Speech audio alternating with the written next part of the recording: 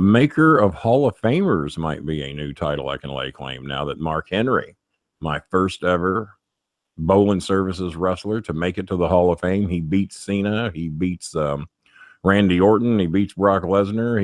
I don't think Lesnar's in. They haven't retired his ass yet, have they? And but my first ever Bolin Services member to make it to the Hall of Fame. I finally patched up my differences with Mark because he didn't like what I wrote in the book about him. And to my defense, I didn't read everything in my book, and my writer had creative control. And he took big time creative control over Mark Henry's story. He didn't write it exactly the way I told it. Mark wasn't real happy about it. So Mark and I had not spoken about 3 years. And so I called him and congratulated him. He was being real nice. And I told him I was so sorry that I never read that part of the book that he was upset about. He told me it took a big man to call him and to apologize for that. And that we were cool. And he really appreciated me calling and apologizing, being as it upset him. But he said, really, Kenny? He says, I forgot about it the next day. I said, yeah, but you ain't spoke to me in 3 years. So I don't think you forgot about it. Because we used to talk at least once a month or so anyway. And so we're supposed to talk again and get caught up on things. And maybe he'll be in here for Derby. He comes in for Derby quite a bit. And but yeah, it's a real honor for one of my wrestlers that I managed from basically dirt, because he didn't know a whole hell of a lot when we got him. And for him to make it to the Hall of Fame. And obviously we know Cena's going to be there, and there'll be a few others to make it as well. And I got a feeling we might be having company coming here soon. The dogs are alerting me. And but no, I was very proud of him. I'm glad me and Mark patched things up. I told him, I said, I don't want to be enemies with you over a stupid book that says it is mostly true stories. And the Mark Henry story was mostly true, but there were a couple of things in there that he didn't like that the writer took his liberties on. So, but me and Mark are cool now, and that really made me feel good. I'd hate to have a Hall of Famer that I couldn't speak to. So. What happened with you and Joe Cronin? Because I pretty much missed that whole saga. Here's what happened. Number one, he was the biggest mark for himself that ever lived. I mean, a mark for himself, and begging for money on Facebook, which I sell a lot of shit, but I try not, other than my mother's memorial fund, I try not to take a dime from anybody that they get something back in return. And Joe Cronin will give me $5 and I'll insult this person. Give me $10 and I'll do this. Times are tough here right now. I could really use $25 support on the show. I need your support of the show. I'll have to go away. And I heard this shit over and over. And remember, I only did 2 bowling alleys with him. I'd appeared on his show a time or two, but I did. And he used to wear that fucking hat backwards. And I think everybody has learned how that irks me. I warned Jeff Lane, do not ever wear that hat backwards. It just bothers me. I don't like backward hats. We're white people. Let the black people have something. They started the backward hat stuff, and I feel that's theirs. We don't need to take that from them. I hope that's not viewed as racist, like Donald Trump. I'm the least racist person you'll ever know. Well, I am, because I do more to help international people of all nations and races and religions of anyone I know. And but there's something about white guys wearing their hat backwards that irks me. And he always had that goddamn hat backwards, and he's 30-something years old, and his wife was supporting him or trying to. And he begs for money. But when he showed up at SmackDown with a front row seat so he could strategically be placed behind JBL, and he was down there trying to be seen and beg for an announcing job. And he really thought that this goofy fuck from New York, where there's 1,000 goddamn podcasters up there that all do about the same damn thing. He really thought that he was good enough that he could step in and get one of the 3 jobs on SmackDown. And I kept trying to explain to him that ain't never going to happen. So he's sitting there acting like a big fucking mark and all this. And he tried to say that SmackDown gave him those tickets and they wanted him there. I said, no, they fucking didn't, you goddamn liar. You know, I was with the company for 10 years. I got comp seats all the time.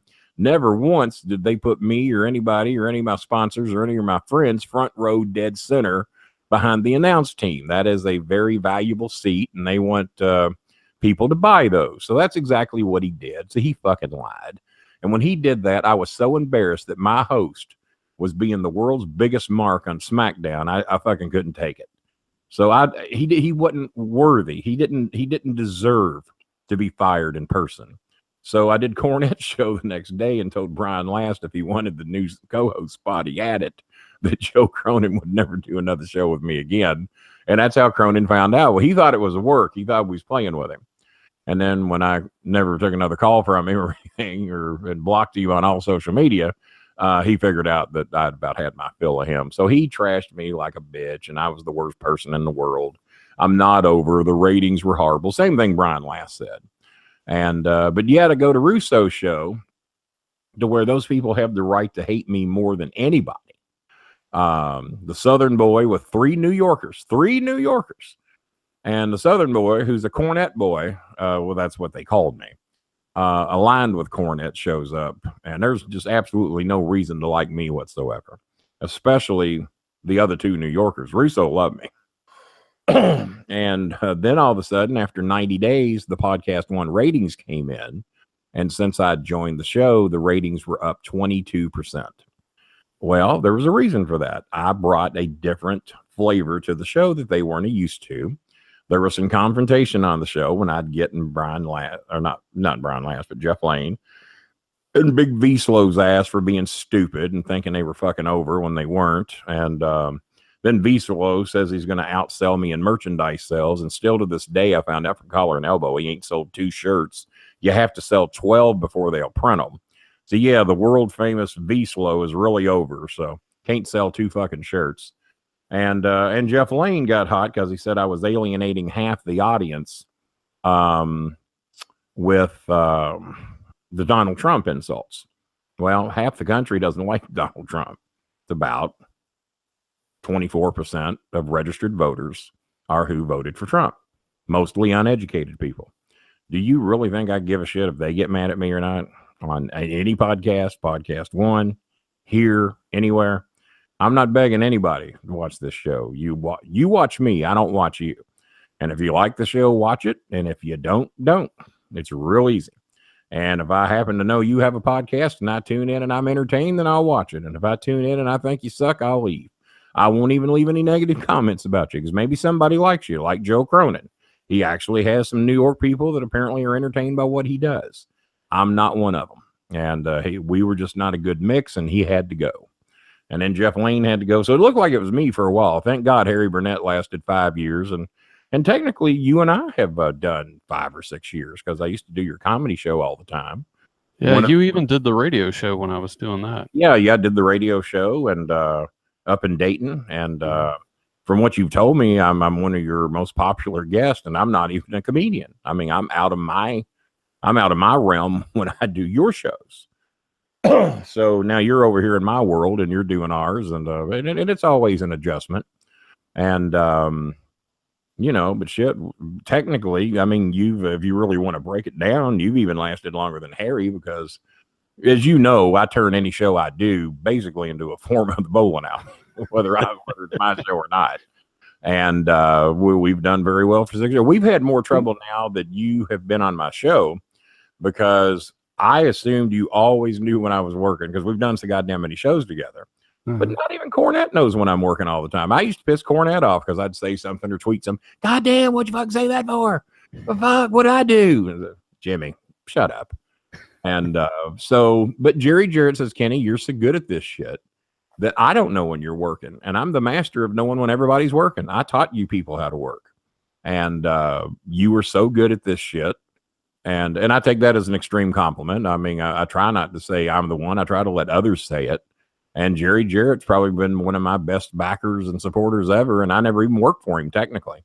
I just learned watching his shows and watching Jerry Lawler how to make people believe you even when you're lying your damn ass off. Like Donald Trump. I think he believes everything he says. I really do. And that is the art of telling a good promo. If you believe your lie, then others will too. And that's why 24% of the people believe Donald Trump shit. Because he believes it. Like me.